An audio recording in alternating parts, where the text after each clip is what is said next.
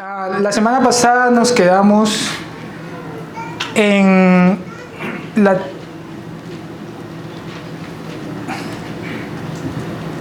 el Hijo, la segunda persona de la Trinidad. Estábamos viendo a Filipenses 2, del 6 al 11, y estábamos comparándolo con otros versículos de la Biblia.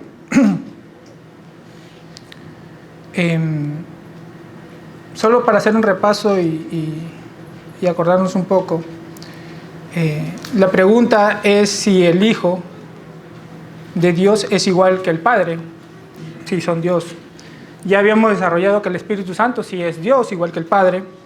Ahora tocaba al Hijo si es igual que el Padre, Dios.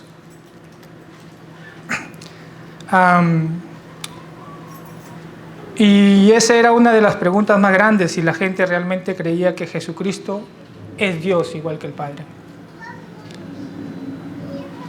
Jesús también había hecho esa pregunta y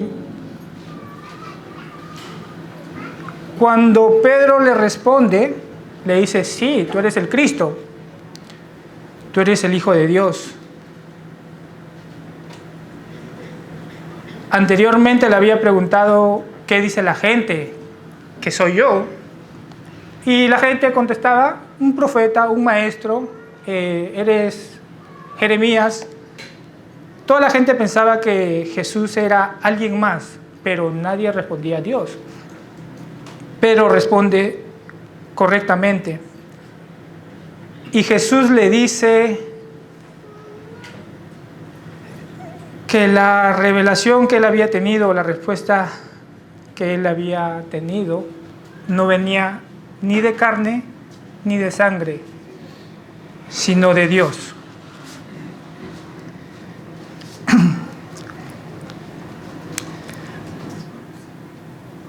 Siguiendo con Filipenses, por favor abran sus Biblias en 2, 6, 11. La semana pasada habíamos dicho que Cristo Jesús, el cual siendo en forma de Dios, no estimó al ser igual a Dios como cosa a que aferrarse, sino que se despojó a sí mismo, tomando forma de siervo, hecho semejante a los hombres, y estando en la condición de hombre, se humilló a sí mismo, haciéndose obediente hasta la muerte. Yo creo que hasta ahí nos quedamos. Solo para aclarar un punto, cuando en Filipenses vemos que, y lo habíamos explicado la vez pasada, que se despojó a sí mismo, solo para aclarar, yo había dicho la frase que se vació a sí mismo, y yo creo que eso estuvo muy mal usada. Se despojó a sí mismo, pero no dejando de ser Dios nunca.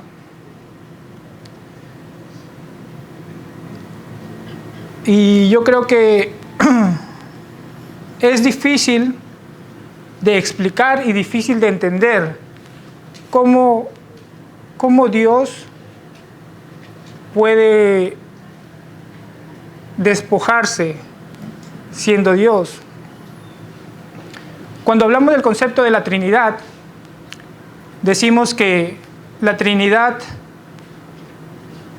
es uno en su esencia y tres en persona.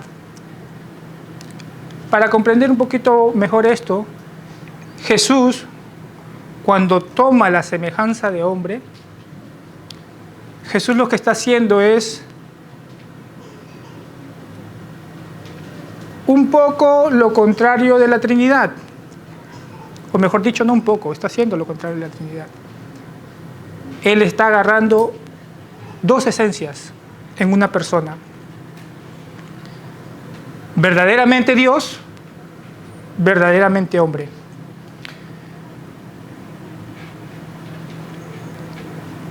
No hay duda en la Biblia en cuanto a la deidad de Cristo, de la segunda persona de la Trinidad. Cuando Juan escribe el libro de Juan, él en el capítulo 20, versículo 30, él dice el propósito por el cual escribió el libro. Y él dice que el libro lo escribió para que la gente, lo voy a palabrear, o si alguien lo lee, por favor, para no estar Juan 20, 30.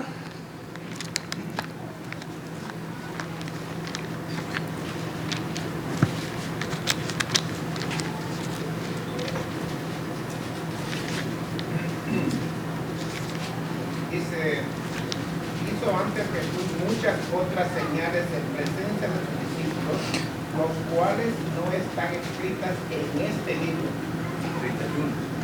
31. Pero estas se han escrito para que creáis que Jesús es el Cristo, el Hijo de Dios, y para que creyendo tengáis vida en su nombre. Entonces el propósito de Juan al escribir Juan, el Evangelio de Juan, es para creer que Jesucristo es Dios, el Hijo de Dios. Y cuando uno comienza a leer Juan, desde el comienzo dice, y el Verbo es Dios, refiriéndose a Jesús. Y cuando continúa, vemos que Jesús en muchas de sus charlas, él dice, yo soy Dios. Continuando con Filipenses, dice que se hizo en forma de hombre. Tomó la semejanza de hombre.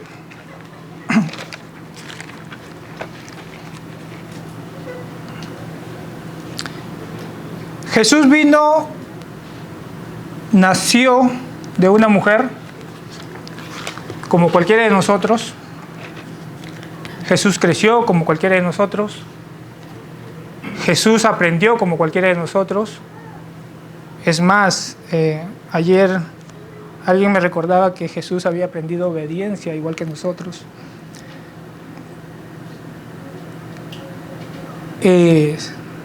Fue una persona, fue un ser humano igual que nosotros, pero nunca dejó de ser Dios. Nunca dejó de ser Dios. Fue 100% verdaderamente Dios, pero a su vez verdaderamente hombre.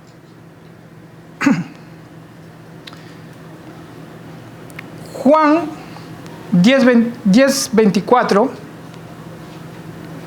nos habla de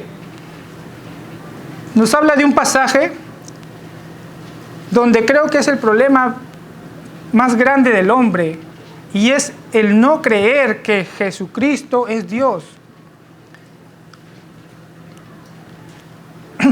En Juan podemos ver que los judíos están tratando de agarrar a Jesús y apedrearlo. Pero no de una forma, digamos, en el tiempo de ellos honesta. ¿Por qué? Porque siempre que se encontraba, según la ley, ¿ok? Según la ley, a un blasfemo se le tenía que apedrear. Ellos culpaban de blasfemia a Jesucristo. Leamos un poquito Juan 10, del 24 al 33.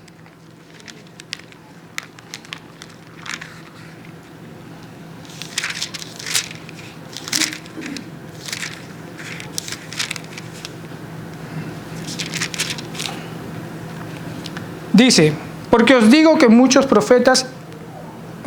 estoy en Lucas. Sí, el que lo tiene que lo lea, por favor. Sí.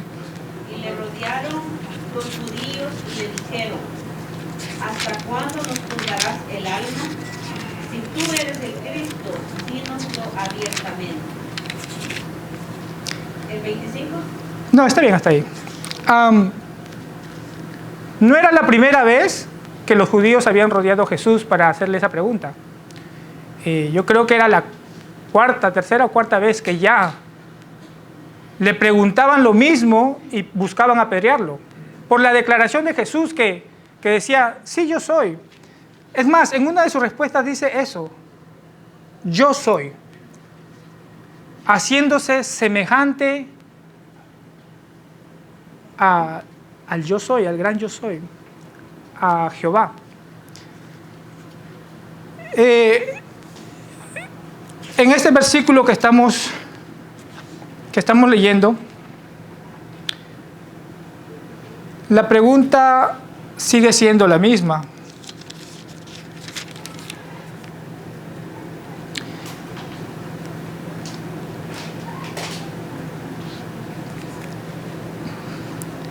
Y el problema de los judíos realmente eran que ellos no creían. Y ese es el problema actual también. Si nos ponemos a pensar, ellos hacían la pregunta correcta y preguntaban a la persona correcta. Pero no solo eso, sino que tenían la respuesta correcta, porque Jesús nunca negó su deidad. Pregunta correcta, a la persona correcta, respuesta correcta, pero ellos no creían. Y ese es el gran problema, que no creemos. Más adelante Jesús le dice el por qué no creen. Y les dice porque ellos no son de Él. La respuesta de Jesús para ellos es muy fuerte. En un momento les llama que son hijos del diablo, son hijos de maldad. Y hay veces nosotros, para suavizar esas respuestas, decimos, bueno, el no creyente, el que no cree en Cristo está bien, de repente más adelante cree. Pero Jesús acá los tacha de hijos del mal. Y les dice que no creen porque para que crean, el Padre los tiene que haber traído.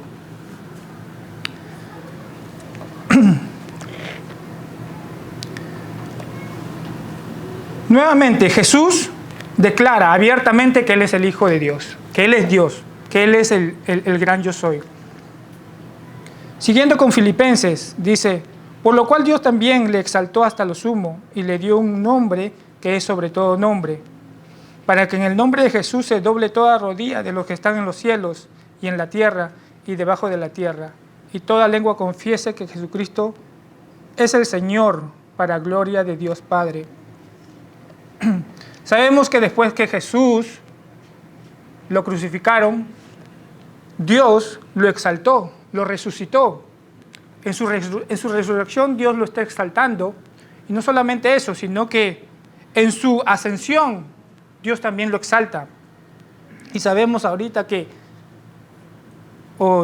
desde que leemos el libro de Apocalipsis, sabemos que Él sube a los cielos y está a la diestra del Dios Todopoderoso.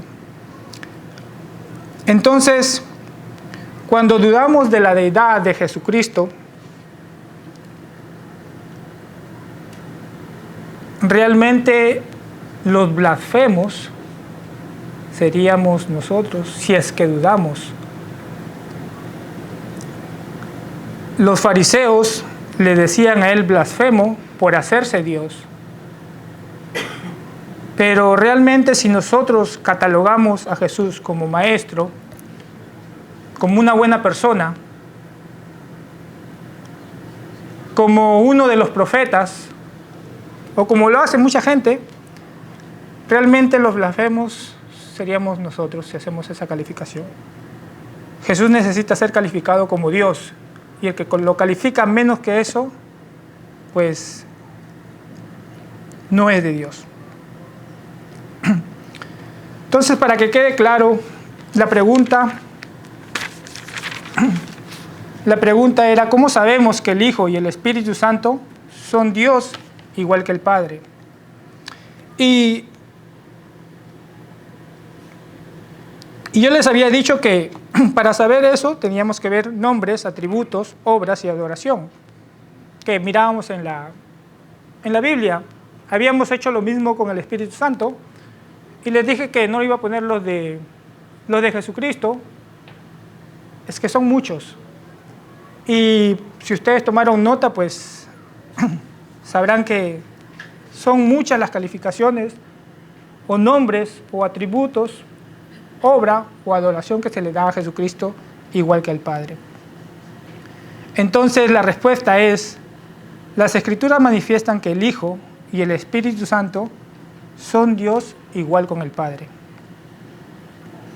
porque su propia palabra le atribuye nombres, atributos, obras, adoración que solo son propios de Dios. Entonces, para cerrar el tema de la pregunta 11, que no quede duda que ni el Espíritu Santo ni el Hijo de Dios, Jesucristo, son menos que Dios Padre. Uno en esencia, tres personas. ¿Okay?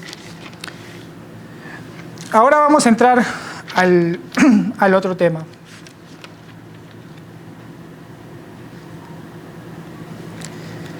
Que son el decreto de Dios.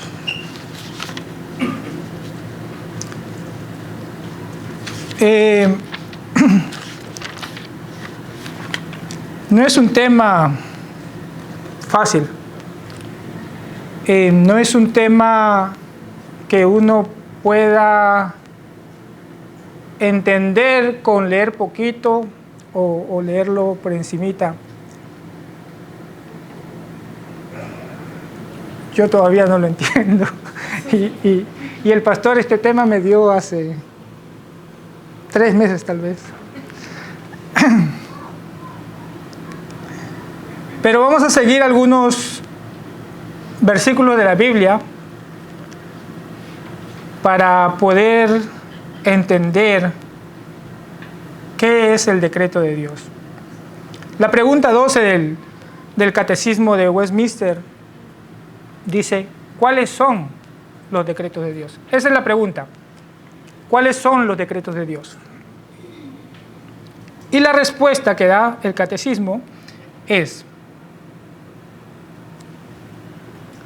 yo creo que noten que la pregunta es ¿cuáles son los decretos de Dios? Pero la respuesta que da es el decreto. La pregunta lo hace en plural y la respuesta lo hace en singular. El decreto de Dios son los actos sabios, libres y santos del consejo de su propia voluntad, por los que desde la eternidad y para su propia gloria ha preordenado inmutablemente todo lo que sucede en el tiempo, especialmente con los ángeles y con los hombres.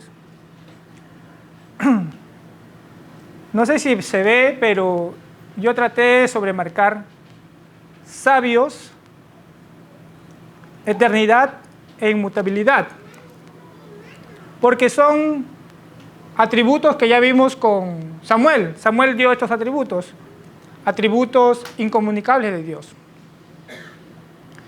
Y vamos para poder entender un poquito los decretos de Dios, vamos a repasar esos atributos. En la omnisciencia, sabemos todos, simple, la omnisciencia es que todo lo sabe. Un concepto simple y rápido de entender, todo lo sabe. Viene en latín omnis, todo, y scientia, que es conocimiento. Dios sabe absolutamente todo de manera perfecta. ¿Quién lee Salmos 139? Por favor, alguien que lea Salmos 139. 139, 6, sí.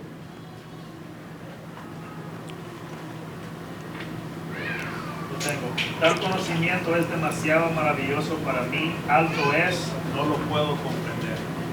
Exacto. Entonces el salmista dice: tal conocimiento es demasiado maravilloso para mí, tan grande es que no lo puedo comprender, no lo puedo comprender. La omnisciencia de Dios es tan grande que realmente nunca vamos a llegar a entender lo que es en Dios. La eternidad de Dios, que no tiene principio, sucesión ni fin. Un concepto básico también que se entiende. Dios no tiene principio, fin ni sucesión de momentos en su propio ser y ve todo el tiempo con la misma lucidez. La eternidad de Dios. Salmos 92. ¿Quién puede leer eso, por favor? Amén. Antes que naciesen los montes y formasen la tierra y el mundo, desde el siglo y hasta el siglo, tú eres Dios. Tú eres Dios. Desde antes que nacieran los montes y crearan la tierra y el mundo. Desde los tiempos antiguos, tú eres Dios. Entonces, da el concepto. No tiene principio, no tiene fin. Y la inmutabilidad. La inmutabilidad de Dios tal vez ha sido un concepto que no se habla mucho, pero es uno de los atributos de Dios tan grande como la omnisciencia, tan grande como su eternidad. Dice que no cambia, no mudable, sin variación. Dios es inmutable en su esencia, atributos, consejo, voluntad. Y lo podemos ver en Santiago 1:17. Pero yo quiero aclarar algo ahí, porque hay veces confundimos eso, porque vemos que en la historia Dios hace en el tiempo, dentro del tiempo, Dios hace algunas cosas que nos parece que Él cambia, pero realmente Dios no cambia. Santiago 1:17. El Padre de las luces, en el cual no hay mudanza ni sombra de variaciones. Entonces, es por eso que Dios puede decir, yo soy. Cuando uno se pone a pensar en ese nombre de Dios, el yo soy, uno dice, bueno, sí, tú eres. Porque cuando uno dice, yo soy inteligente, bueno, tal vez hoy, mañana la riegas. Entonces nosotros tenemos esa clase de cambio. Pero cuando nos vamos a Dios, Dios es omnisciente. Pero de Dios no podemos decir que mañana la va a fallar, va a tener alguna falla. Yo soy amoroso, sí, pero mañana odias. O mañana ya no eres amoroso. Entonces, la inmutabilidad de Dios es que Él nunca cambia en ninguno de sus atributos, siempre es. Y por eso le digo que cuando Él se expresa con el nombre de yo soy, esa expresión, el yo soy, abarca demasiado. Entonces vamos a tener en cuenta estas tres, porque la respuesta es esta. El decreto de Dios son los actos sabios, libres y santos del consejo de su propia voluntad, por lo que desde la eternidad y para su propia gloria ha preordenado inmutablemente todo lo que sucede en el tiempo, especialmente con los ángeles y hombres. Ok, vamos a leer Isaías. Vamos a pasar rápido por algunos versículos para poder entender un poquito todo lo que ya hemos dicho. Acá no está completo, pero por favor síganme en sus Biblias.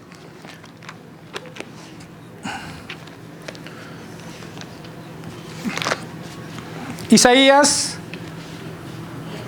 10, 5 al 18, vamos a leerlo.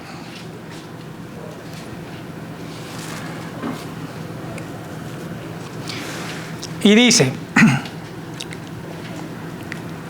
oh Asiria, vara y báculo de mi furor. Para entrar en el contexto, Judea, el pueblo de Dios, estaba, digamos, en una prosperidad en el tiempo que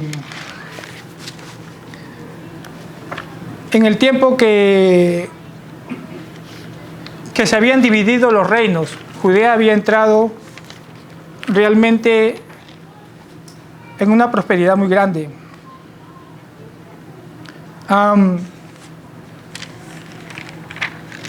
Pero El problema era que habían abandonado completamente a Dios.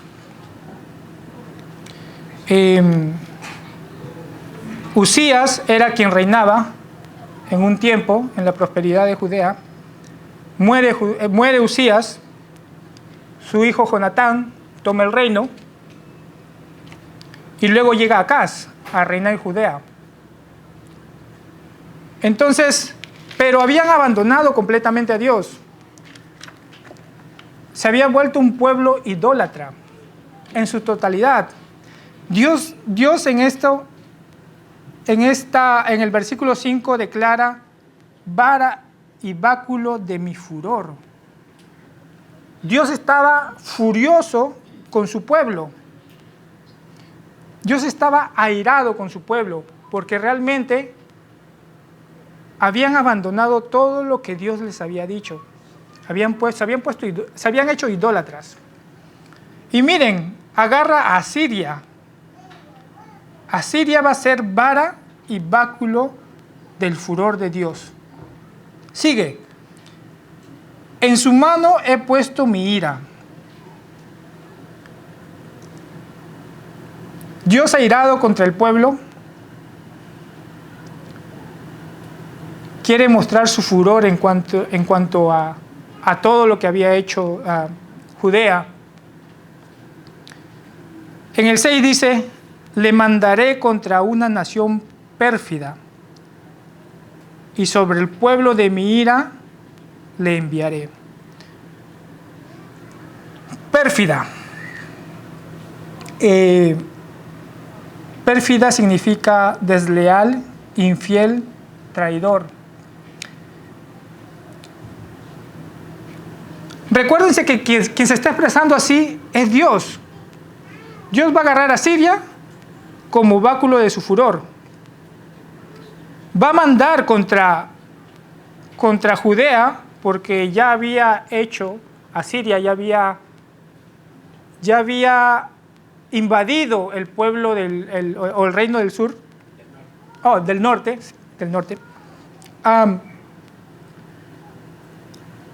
Entonces sigue, dice: para que quite despojos y arrebate presa y lo ponga para ser hollado como lodo de las calles. Miren, yo no sé ustedes, pero Dios está diciendo que va a actuar en contra de su propio pueblo, y lo vimos hoy en la mañana cuando el pastor está diciendo que cuando Dios hace el juicio comienza por su casa. Aunque él no pensara así, sigue hablando en el 7, aunque él no pensara así, ni su corazón lo imaginara de esta manera, hablando de Asiria, ¿okay? Asiria no pensará de este modo. Quien lo va a usar es Dios como báculo de su furor, pero Asiria no lo va a pensar así. Ni su corazón lo imaginará de esta manera, sino que su pensamiento será desarraigar y cortar naciones no pocas. Si tú me dices y te pones a pensar, bueno, si Dios va a usar a Asiria de esa manera, y Asiria ni cuenta se va a dar, ¿qué culpa tiene Asiria?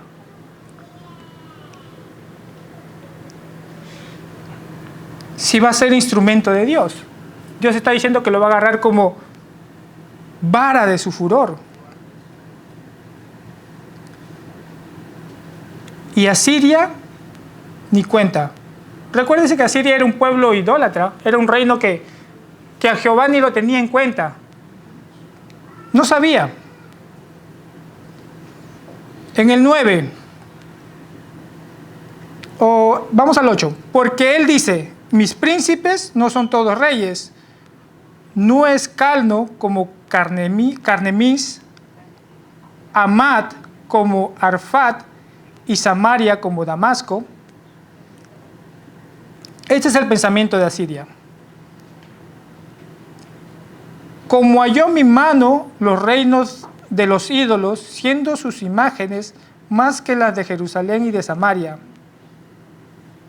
como hice a Samaria y a sus ídolos, ¿no haré también así a Jerusalén y a sus ídolos? Ese es el pensamiento de Asiria, ¿ok?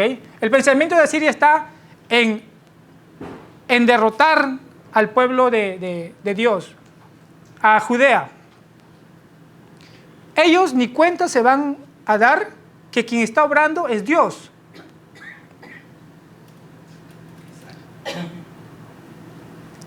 Pero póngale atención a lo que sigue. Pero acontecerá que después que el Señor haya acabado toda su obra en el monte de Sión y en Jerusalén, castigará el fruto de la soberbia del corazón del rey de Asiria y la gloria de su altivez de sus ojos. Nuevamente, Asiria no se da cuenta de lo que está haciendo. Está siendo instrumento de Dios. Asiria va a atacar a Judea, lo va a invadir. Obra de Dios. Pero dice que Dios los va a castigar por ese acto. ¿De verdad? ¿De verdad Asiria tiene culpa? No solamente le va a castigar por el acto, por lo que están haciendo, sino que dice que lo va a castigar por la soberbia de su corazón, porque se van a gloriar ellos mismos. Asiria va a decir, soy yo quien derrotó, soy yo quien invadí. Y Dios lo va a castigar por esa soberbia, porque Dios está diciendo que es Él quien usó a Asiria.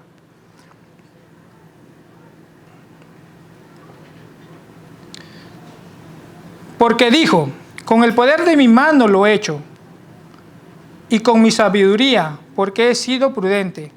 Quité los territorios de los pueblos y saqué sus tesoros, y derribé como valientes a los que estaban sentados. El 14, y halló mi mano como nido la riqueza de los pueblos, y como se recogen los huevos abandonados, así me apoderé yo de toda la tierra, y no hubo quien moviese ala, ni abriese boca y graznase. Esa es la declaración de Asiria. Asiria está diciendo, no, yo lo hice, yo agarré a todo, yo lo tumbé todo como nada. Y Dios te está diciendo, no, eso lo hice yo. A ti te usé como mi báculo. Asiria ni cuenta y Asiria va a ser castigada por sus actos. Y el 15, se gloriará el hacha contra el que con ella corta. ¿Dirá el hacha que el hacha cortó o el hacha fue quien hizo la obra? Eso es lo que está diciendo Dios. ¿Dirá Asiria que ellos hicieron esto? Si soy yo quien los agarró a Asiria. ¿Se gloriará el hacha contra el que con ella corta? ¿Se ensorbecerá la tierra contra el que la mueve, o la sierra contra el que la mueve? Como si el báculo levantase al que lo levanta, como si levantase la vara al que no es leño. Por esto, el Señor Jehová de los ejércitos enviará debilidad sobre los robustos, y debajo de su gloria encendecerá una hoguera como ardor de fuego. Y sigue. Pero más allá, cuando siguen leyendo, ya no habla más de eso. Pero realmente se gloriará el hacha contra el que con ella corta. Recuérdense que tenemos que tener en cuenta esos atributos, porque es la respuesta, para entender un poquito más la respuesta de qué es el decreto de Dios. Vámonos a Juan 3, 1 al 10.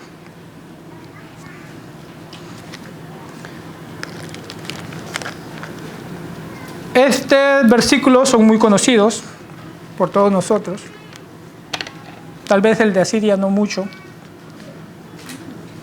Pero Juan 3, la mayoría lo conocemos. Y habla de Nicodemo. Nicodemo, un fariseo, dice el 3, había un hombre de los fariseos que se llamaba Nicodemo, un principal entre los judíos. Nicodemo no era cualquiera, era un principal entre ellos. Sabía, toda su vida había estudiado la palabra de Dios, tenía conocimiento de ella. Era principal entre los judíos, entre los fariseos. Y dice en el 2, este vino a Jesús de noche y le dijo, Rabí, sabemos que has venido de Dios como maestro, porque nadie puede hacer estas señales que tú haces si no está Dios con él. Nicodemo viene a Jesús de una forma suave, en cierta forma dando un tipo de crédito a Jesús. No lo dice Dios, pero le dice que ha venido de Dios y que es un maestro.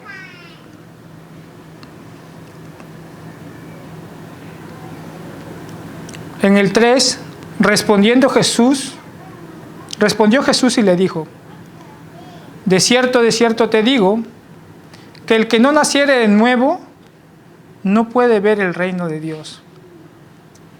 ¿Ustedes se dan cuenta la forma como Jesús le contesta?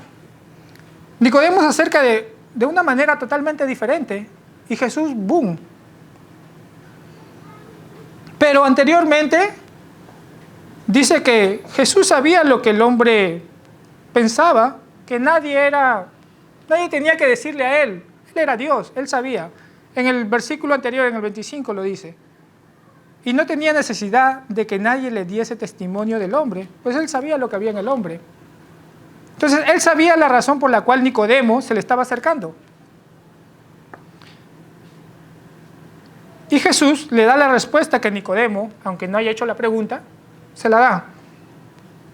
Y Nicodemo sigue la conversación. Nicodemo le dijo, ¿cómo puede el hombre nacer siendo viejo? ¿Puede acaso entrar por segunda vez en el vientre de su madre y nacer?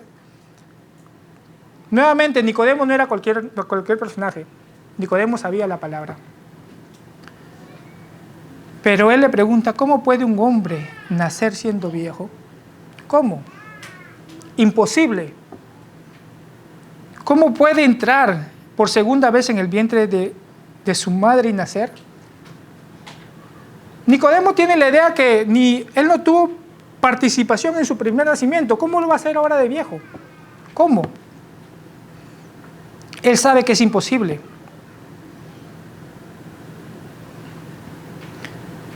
Jesús responde, de cierto te digo, que el que no naciere de agua y de espíritu no puede entrar en el reino de Dios. El que no naciere de agua y de espíritu no puede entrar en el reino de Dios. Imposible para el hombre, imposible. El hombre por su propia cuenta no puede hacer nada para entrar en el reino de Dios. Sabemos que cuando Jesús se refiere al nacimiento de agua y de espíritu, pues él se está refiriéndose a lo que dijo Ezequiel. Si alguien busca, por favor, Ezequiel 36 y lee desde el 24.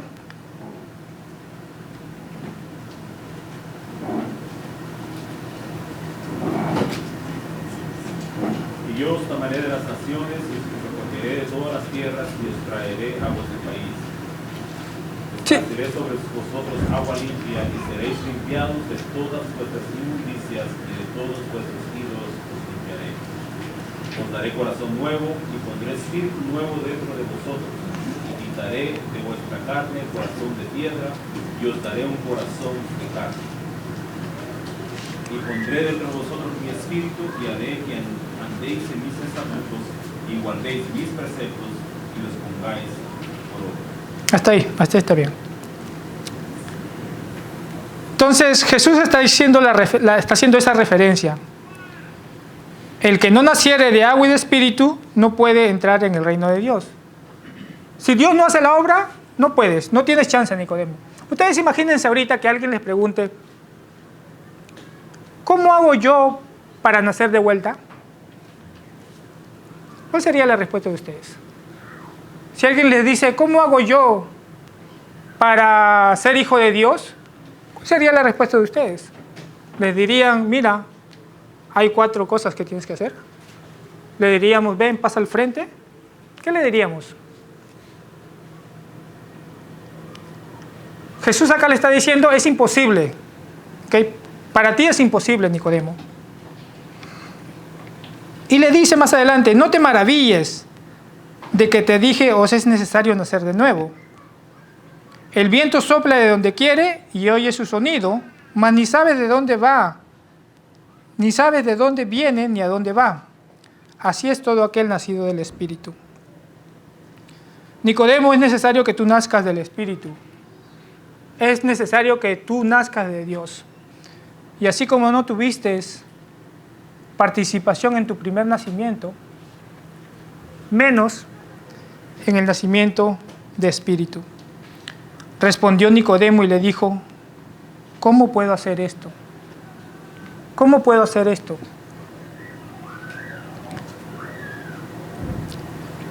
Y ahí sigue conversando Jesús con Nicodemo. Más adelante, en el versículo 16 dice, porque de tal manera amó Dios al hombre, amó Dios al mundo, que ha dado a su Hijo unigénito, para que todo aquel que en Él cree no se pierda, mas tenga vida eterna. En el 18 dice, el que en Él cree no es condenado. Sabemos que hay que creer. La palabra lo dice. Hay que creer. Pero Jesús le dice a Nicodemo, tienes que nacer de arriba. Tienes que nacer del Espíritu. Tú no puedes. Pero hay que creer.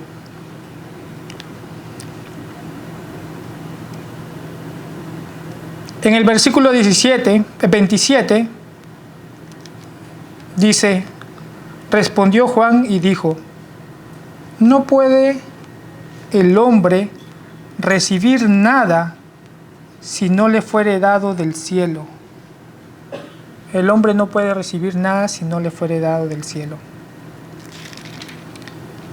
Para avanzar, vamos a Hechos. Hechos 2.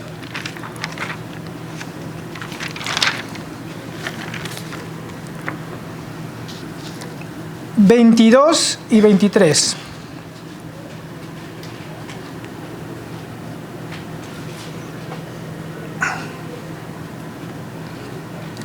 Hechos 2, 22 y 23. Dice, varones israelitas, oíd estas palabras. Jesús Nazareno, varón aprobado por Dios entre vosotros con las maravillas, prodigios y señales que Dios hizo entre vosotros por medio de él, como vosotros mismos sabéis. A este, entregado por el determinado consejo y anticipado conocimiento de Dios, prendisteis y matasteis por manos de inicuos, crucificándole.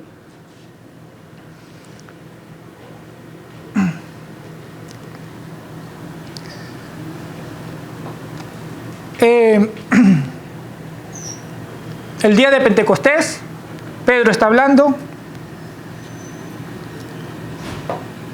y Pedro dice que la crucifixión de Jesús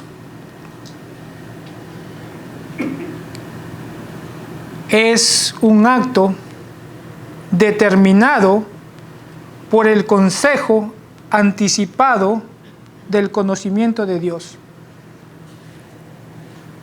Pero les dice a ellos, ustedes lo prendieron, ustedes lo mataron.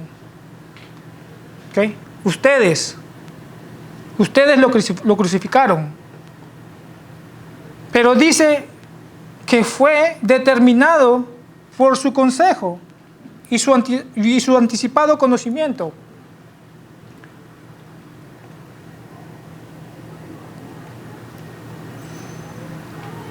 Suena contradictorio, pero no es contradictorio. Los decretos de Dios lo hizo desde una eternidad. Y Dios va a cumplir todos, o va a cumplir el decreto. El decreto en singular, porque cuando Dios piensa, Dios lo piensa en sucesión. Dios es tan grande que su pensamiento es boom. Él no está pensando en reaccionar con algo. Todo lo que Él ha decretado, lo decretó en un tiempo, en una eternidad pasada. Y todo va a suceder. En el 4:27-28.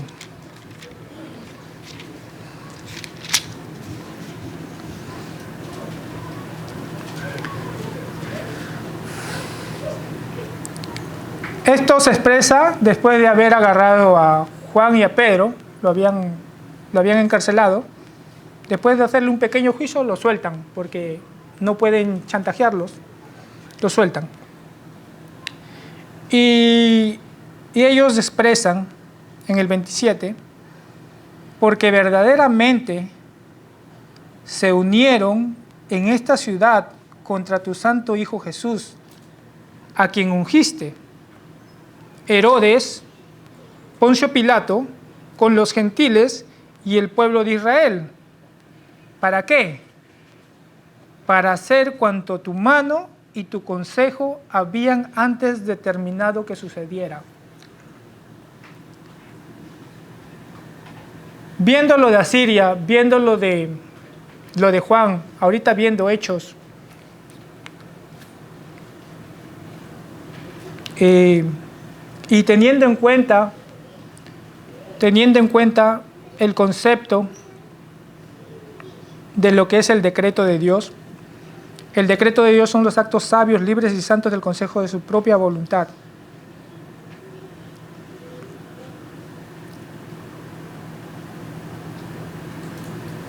El pensar que algo que Dios ha determinado, o mejor dicho, el pensar que lo que Dios ha determinado no se va a cumplir, es realmente no conocer a Dios.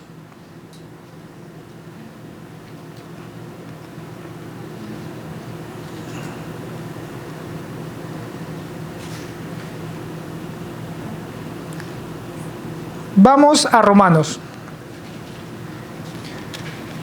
Romanos 9.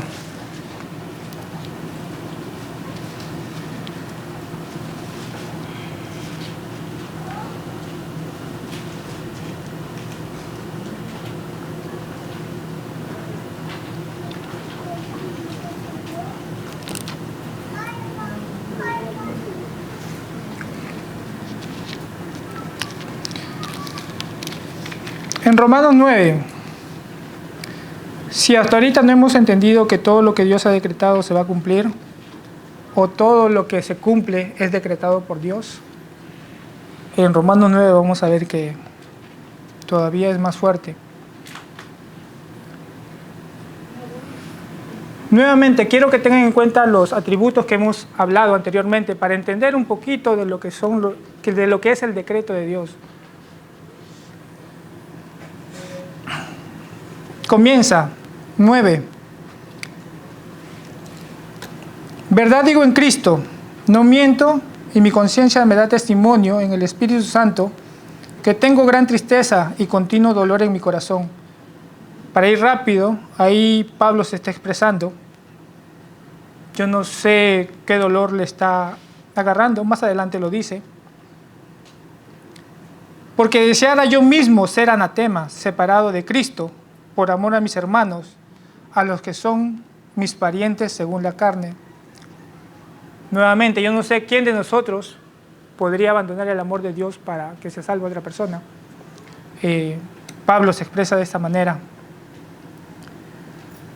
Y sabemos que él se está refiriendo a los israelitas.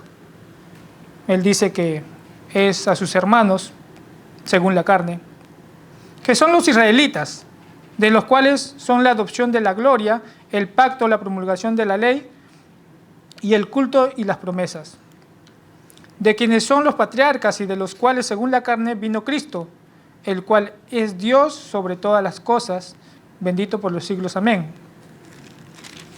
En el capítulo 10 dice: hermanos, ciertamente el anhelo de mi corazón y mi oración a Dios por Israel es para salvación.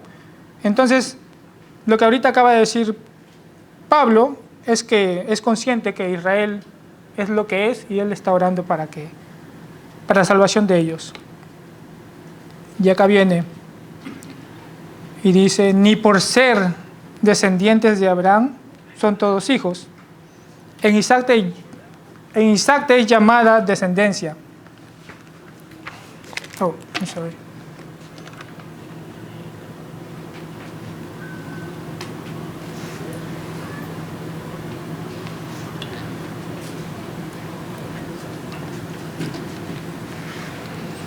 En Isaac te es llamada descendencia.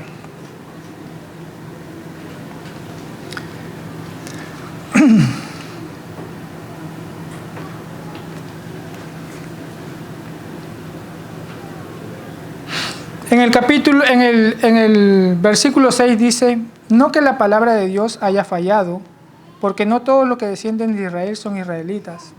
Y eso lo sabemos, ¿verdad? La palabra lo dice. No todos se van a salvar.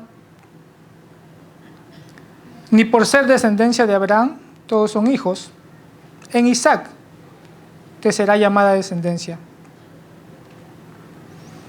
Yéndonos al versículo 10, y no solo esto dice, sino también cuando Rebeca concibió de uno de Isaac, nuestro padre, pues no habían aún nacido, ni habían hecho aún ni bien ni mal, para que el propósito de Dios conforme a la elección permaneciese, no por las obras, sino por el que llama.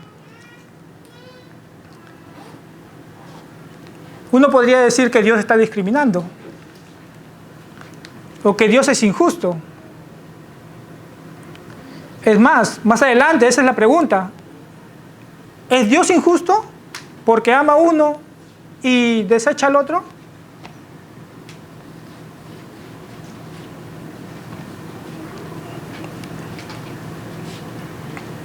No habían nacido, no tenían culpa alguna. La palabra lo dice. Pero había una elección. En el 13, como está escrito: a Jacob amé, mas a Esaú aborrecí. ¿Qué diremos ante eso?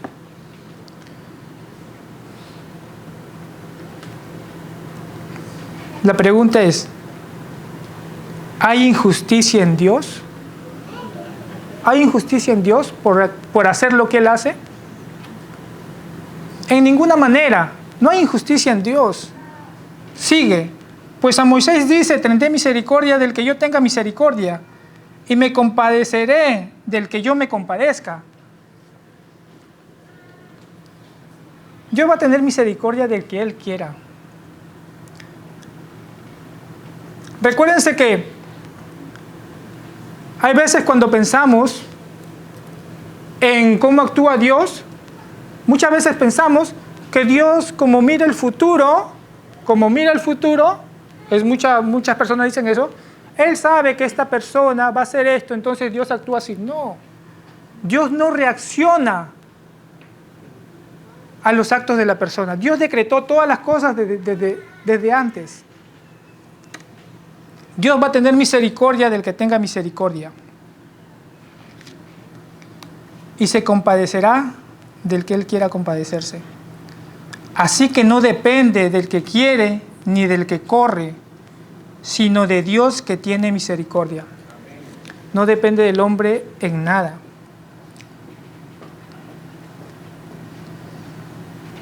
Porque la Escritura dice a Faraón: para esto mismo te he levantado, para mostrar en ti mi poder y para que mi nombre sea anunciado por toda la tierra, de manera que de quien quiere tiene misericordia y al que quiere endurecer, endurece. Faraón hizo todo lo que hizo. Y Dios dice que Él endurece a quien quiere endurecer y que Él tiene misericordia del que Él quiere tener misericordia. Claro. Y dice, en el 19 dice, pero tú dirás, ¿por qué pues inculpa? ¿Por qué inculpa? ¿Por qué Dios dice, en manos de Pilato, de los eunucos del pueblo ¿por qué Dios inculpa si Él dice que de antemano lo hizo?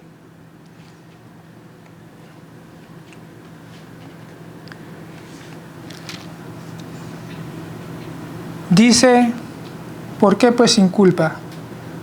Porque ¿quién ha resistido a su voluntad? ¿Quién ha resistido la voluntad de Dios? Mas antes, oh hombre, ¿quién eres tú? ¿Quién eres tú para que alterques con Dios? ¿Quién eres tú para que alterques con Dios? Dirá el vaso de barro al que lo formó, ¿por qué me has hecho así? ¿Quién de nosotros es capaz de decirle a Dios, ¿por qué nos has hecho así?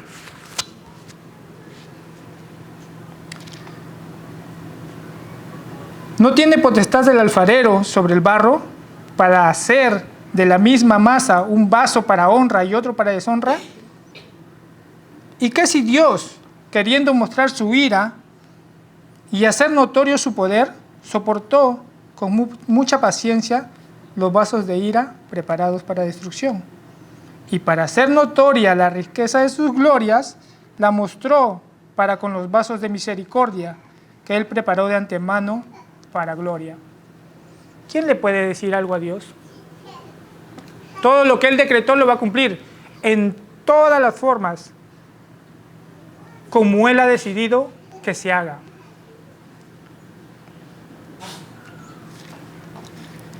Para terminar, porque realmente hay mucho acá, vámonos al capítulo 11. Y para quedarnos con estos versículos,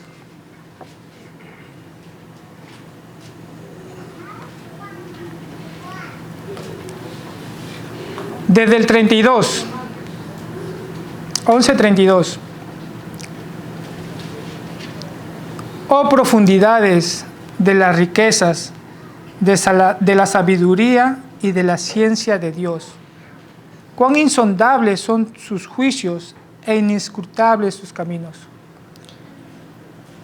Profundidad de las riquezas, de la sabiduría y de la ciencia de Dios. Porque ¿quién entendió la mente del Señor? ¿O quién fue su consejero? Nuevamente, aunque nosotros tratemos de entender este tema, no digo que hay mentes que lo hayan entendido, pero entender la mente de Dios es imposible. Podemos entender lo que Él nos ha revelado. En cuanto a los decretos, sabemos que Él ha decretado y que se van a cumplir. En el 34, ¿quién entendió la mente del Señor? ¿O quién fue su consejero? ¿O quién le dio a Él primero para que le fuese recompensado? ¿Quién le dio algo a Dios para decir o para preguntarle o reclamarle algo? Yo creo que si cerramos la boca ante la palabra de Dios, nos vemos más bonitos. Y el 36 cierra, porque de Él, y por Él, y para Él, son todas las cosas. A Él sea la gloria por los siglos. Amén. Amén. Oremos para despedirnos. Señor, te damos gracias por tu palabra. Espero no haber confundido más, sino aclarar un poco de tu palabra. Cuídanos por el resto del día.